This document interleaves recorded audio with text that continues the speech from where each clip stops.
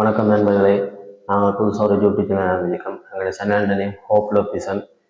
எங்களுடைய சேனலில் நாங்கள் என்ன மாதிரி கொண்டு போட போகிறோம்னா ஸ்போர்ட்ஸ் சம்மந்தமாக மற்ற என்டர்டெயின்மெண்ட் சினிமா சம்மந்தமாக மற்ற நாளாக நடக்கிற சுவாரஸ்யமான தகவல்கள் போன்ற பல தகவல்களை உங்களுக்கு தர்றதுக்காக காத்திருக்கோம். அது உங்களோட சப்போர்ட் எங்களுக்கு தொடர்ந்து தேவைப்படுது. உங்களை சப்போர்ட்டை தந்தீங்கன்னா நாங்களும் அதுக்கேற்ற எங்களோட முயற்சிகளை செஞ்சு உங்களுக்கான வீடியோக்களை தரதுக்காக நாங்களும் ஆர்வத்தோட காத்திருக்கோம். வீடியோக்களை போகிறதுக்கு முன்னாடி மறக்காம எங்களோட சேனலை சப்ஸ்கிரைப் பண்ணி ஷேர் பண்ணி லைக் பண்ணி கமெண்ட் பண்ணுங்க. அதில் பக்கத்தில் இருக்க பெல் ஐக்கனையும் கிளிக் பண்ணிங்கன்னா நாங்கள் போடுற வீடியோஸ் உங்களுக்கு தொடரும். இன்னைக்கு உங்களுக்கு ஒரு சுவாரஸ்யமான தகவலோட வந்திருக்கிறேன். அது என்னென்னு பார்ப்போம். வாங்க வீடியோக்களை போகலாம்.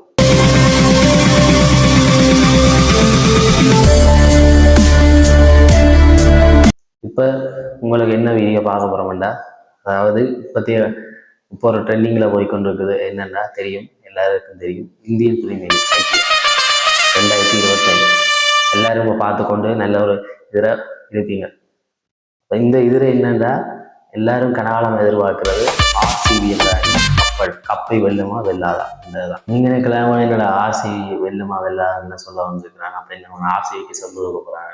அப்படி என்ன, நான் ஆர்சிபி ஃபேன் இல்லை, நான் ஒரு நியூட்ரலாக இருந்து நான் சுத்தி வளைச்சு பேச விரும்பல, எதிர்கட்சிக்காரரை பார்த்து கேட்கிறேன். சரி, இப்போ பார்த்தோம்னா ஏன் இவ்வளவு நாள் ஆர்சிபி கப் வெல்லல, அதுக்கு என்ன ரீசன்? இவ்வளவு நாளும் என்ன அந்த டீம் செஞ்ச தவறுகள், அதுதான் நாங்கள் பார்ப்போம். இவ்வளவு நாளும் டீம் எல்லாம் ஒழுங்காக தான் டீம் ஒழுங்காக எடுத்தாலும் அந்த கேப்டன்சி என்றது பெரிய ஒரு கேள்விக்குறியாக இருந்திருக்கு. அந்த ஸ்ட்ராட்டஜி இப்போ முக்கியமான டைமில் முக்கியமான நேரத்தில் எடுத்த டிசிஷனில் அவருக்கு பிழைச்சிருக்கு. இப்போ ரிவ்யூக்களை எல்லாம் போய் நான் ஆக்கியிருக்கேன்.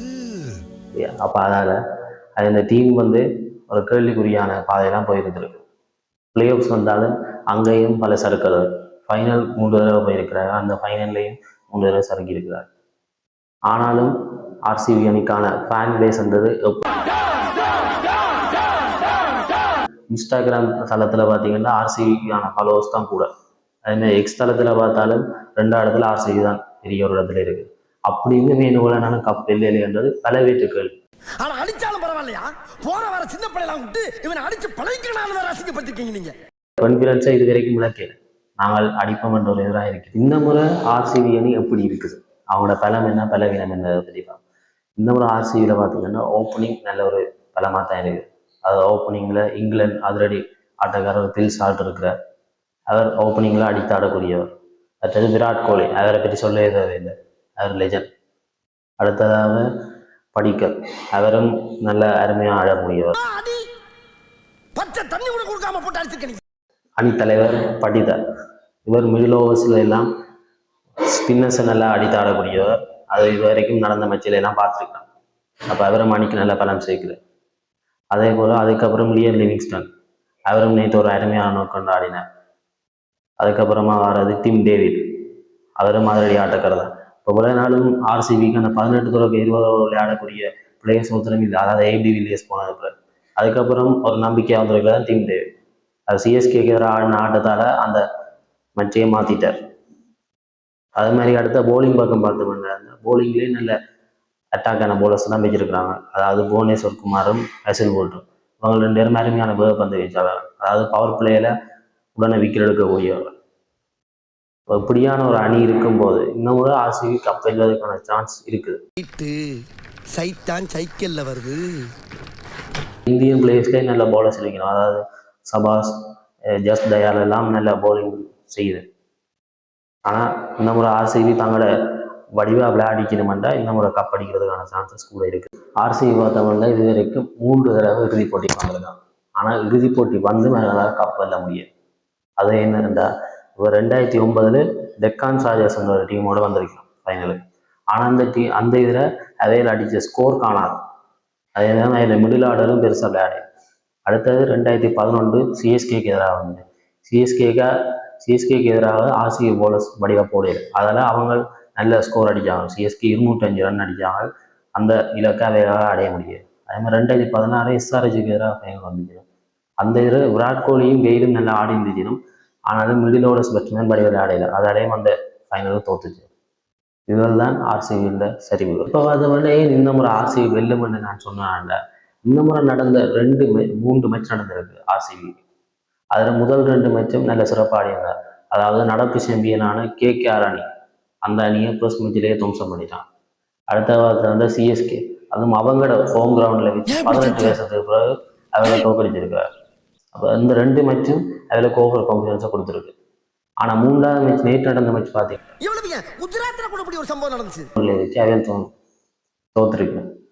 அதுக்கு காரணம் என்னன்னு பார்த்தீங்கன்னா இந்த ஓவர் கான்ஃபிடன்ஸ் தான். இந்த ஓவர் கான்ஃபிடன்ஸால தான் ஆர்சிபி எப்போதுமே பெரும் சரிவை சந்திச்சிருக்கு. நேற்று விளையாடுனதில் அந்த டாப் ஆர்டர் பேட்ஸ்மேன்ஸ் பெருசாக கை கொடுக்கல. அதாவது பில் சால்ட்டும் விராட் கோலியும் நேராக அவுட் ஆகிட்டு போயிட்டு, அதுக்கு பிறகு அந்த பேட்ஸ்மேன் படிக்கல், தேவதத் படித்தார் பெருசாக விளையாடையாது. லியம் லிவிங்ஸ்டனும் டிம் டேவிட்டும் முதல்ல விளையாடினபடியே 169 இலக்கை அடைஞ்சிச்சு. ஆனால் பந்து வீச்சு நேற்று பெருசாக கை கொடுக்கல. புவனேஸ்வர் குமாரும் கேசல்வுட்டும் போட்டு விக்கெட் எடுத்திருந்தாலும் பெருசாக அவர்களுக்கு கை கொடுக்கல. அவையே நேற்று தோல்வி அவர்களுக்கு பெரும் சரிவே. அப்போ நீங்கள் சொல்லலாம், நேற்று மேட்ச் தோத்துட்டு இருந்த ஆர்சிபி, அப்போ என்ன அந்த ஆர்சிபி கப் எல்லாம் தோல்வி அதே இந்த இதை சரிவென்று சொல்லலாது. இந்த அதுக்கு பிறகு இன்னும் நிறைய மேட்சஸ் இருக்கு. என்ன இப்போ நடந்த 3 மேட்சில் 2 பழங்குறந்தி அணிகளாக அடிச்சிருக்கு, சிஎஸ்கேயும் கேகேஆர். ஜிடிஓவில் தோத்துட்டோம். இனியும் வேற போகிற மேட்ச் எல்லாம் ஜெயிச்சாலும் ஆர்சிபிக்கு சான்ஸ் இருக்குது. பிளே ஆஃப் சேர்றதுக்கான சான்ஸ் 60-65% இருக்குது.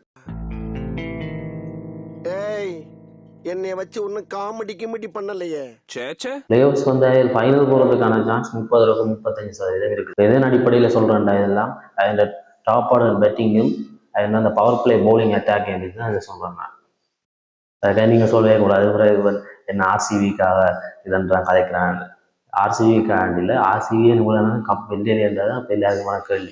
அதே இதில் பெரிய லெஜெண்டான விராட் கோலியே இருக்கிறார். அதாவது இது ஒரு பெரிய கேள்வியாக இருக்குது. அதை 2 கப் அடிக்கலைன்றது. இப்போ ஆர்சிபி இந்த போலிங் பார்த்தீங்கன்னா மிடில் ஓவர் இந்த போலிங் எனக்கு எப்போவுமே டெத் ஓவரில் போலிங் எப்போவுமே விளையாட்டாக இருந்திருக்கு. இப்போ சிஎஸ்கேல பார்த்தீங்கன்னா டுவைன் பிராவோ இருந்திருக்கிறார், அது தேவையான நேரத்தில் விக்கெட் எடுத்து கொடுத்துருக்குறார். அதே மாதிரி மும்பையில் பார்த்தீங்கன்னா லசித் மலிங்கா முக்கியமான நேரத்துல விக்கெட் எடுத்து கொடுத்துருக்குறார். அப்போ அந்த மாதிரியான ஒரு போலர் ஆர்சிபியில் இல்லை. ஆனால் இந்த முறை பார்த்தீங்கன்னா அதுக்கேற்ற பவுலிங் அட்டாக் எல்லாம் வச்சிருக்கிறாங்க. அதில் இந்த முறை ஆர்சிபிக்கான வாய்ப்பு கொஞ்சம் கூடவா தான் இருக்குது. ஆனாலும் பார்த்தீங்கன்னா எதிரணிகளையும் நாங்கள் சும்மா விடக்கூடாது. எதிரணிலையும் நல்ல போலர்ஸ், நல்ல பேட்ஸ்மேன்ஸ்லாம் இருக்கணும். அதே இந்த இன்ஜரிகள் அதில் பொறுத்து ஆர்சிபி அணிக்கான பலன் இன்னும் கூட. ஆர்சிபி அணியிலையும் பிளேயர்ஸ் இன்ஜரியாகாமல் இருக்கும். அப்போ இனி வேறு நாட்டு மேட்சுகள் நடக்கும்போது வேறு ஃபாரின் பிளேயர்ஸ் எல்லாம் வெளிநாடு போனாலும் சிக்கலாயிடும். இப்போ வேறு அணிகள் நாங்கள் இனி பார்க்க என்ன நடக்குது, என்ன சுவாரஸ்யமான தகவல் நடக்குதுன்றதை நாங்கள் இனி பார்ப்போம். ஆர்சிபி கப் வெல்லுமா இல்லையாவது நீங்கள் கமெண்ட்ல சொல்லுங்க. சரி, மற்ற நாங்கள் விராட் கோலி மட்டும்தான் லெஜெண்டாக இருக்கிற ஆர்சிபி அணியிலன்னு சொல்லலாம். அதுக்கு முதல் ஜூனியர் செல்பாஸ், கிறிஸ் கெயில் எல்லாம் இருந்திருக்கிறார் எங்கள் அணியில். அவங்கள அணியிலே இருந்திருக்காங்க.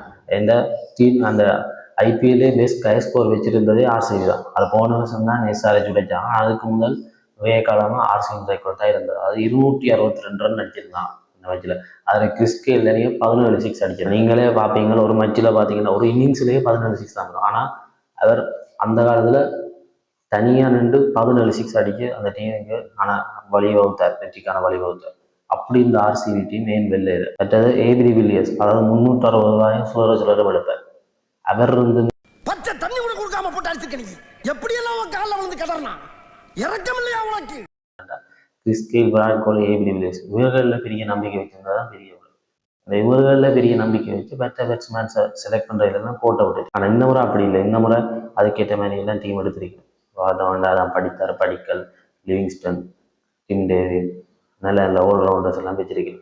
அதில் இந்த முறை சாத்தியம் கூட இருக்குது ஆர்சிபி. சரி, இப்போ நான் சொன்னேன் உங்களை பார்த்தீங்கன்னா இந்த முறை நடந்த 2025 ஐபிஎல்ல புள்ளி பட்டியல், அதாவது ஸ்டாண்டிங் எடுத்து பார்த்தீங்கன்னாலே உங்களுக்கு புரியும். அதாவது இதுவரை காலமும் இருந்த பாயிண்ட் ஸ்டைலை விட இந்த முறை இருந்த பாயிண்ட் ஸ்டைல் ஒரு வித்தியாசமாக. ஐயோ மாலா, எரிச்ச தாங்க முடியலடி. பேன 12ஆம் நம்பர்ல வை. ஐயோ 12க்கு எங்க போறது? இருக்கிறதே 5 தான். ஃபுல்லா தான் ஓடிட்டு இருக்கு. அதான் எக்ஸ்ட்ரா ஃபேன் வச்சு காத்தடிச்சிட்டு இருக்கமே, பத்தாதா? எக்ஸ்ட்ரா காத்தடிக்கிறதுக்கு என்ன சைக்கிள் டயரா? அப்ப அதால இந்த முறை நடக்கிற போட்டி எல்லாமே விறுவிறுப்பா இருக்கும். அது இனி வார போட்டி எல்லாம் சுவாரஸ்யமா இருக்கு. நீங்க யோசிக்கலாம் என்ன சொல்றான்னு. அதை நான் சொல்ற நீங்களே புள்ளி பட்டியலை பார்த்தீங்கன்னாலே உங்களுக்கு எவ்வளவு. அப்ப நாங்க என்ன யோசிக்கணும்னா, இப்ப கீழே இருக்கிற அணிகள் மேலே வரலாம், மேலே இருக்கிற அணிகள் கீழே போகலாம். அப்போ அதுந்த தாக்கம் நீ எப்படி இருக்கும்ன்றது இனி வார மேட்சுகள் தான் எங்களை காட்டுது. இந்த எஸ்ஆர்ஹெச் அணி போன முறை ஃபைனலில் போனவங்க அவங்களே நல்ல கிட்டஸான பேட்ஸ்மேன் இருக்கிறாங்க. அப்போ அந்த அணியெல்லாம் தோக்கடிச்சா தான் ஆர்சிபியால் கப் வெல்ல முடியும்ன்றதை நாங்கள் நம்பலாம். இப்போ நேற்று நடந்த குஜராத் அணி இந்த மேட்ச்லேயே பார்த்தோம்னா ஆர்சிபி சின்ன சரக்கில் இருந்தது. ரெண்டாயிரக்கான அந்த ஓவர் கான்ஃபிடன்ஸ் தான். ஆகவே இந்த ஓவர் கான்ஃபிடன்ஸை விட்டுட்டு நல்லா விளையாடிச்சு மாட்டா ஸ்ட்ராட்டஜி எல்லாமே ஆர்சிபி விளையாடினா இன்னொரு கப் வெல்வதற்கான சான்ஸ் இருக்குது. பிளே ஆஃப்ஸும் போயிடும். பிளே ஆஃப்ஸ் போய் அங்கேயே நல்ல ஒரு ஸ்ட்ராட்டஜிகளை கவனிக்கணுமெண்டா ஆர்சிபி அணியால் கப் வெல்ல முடியும்ன்றது என்னோட இது.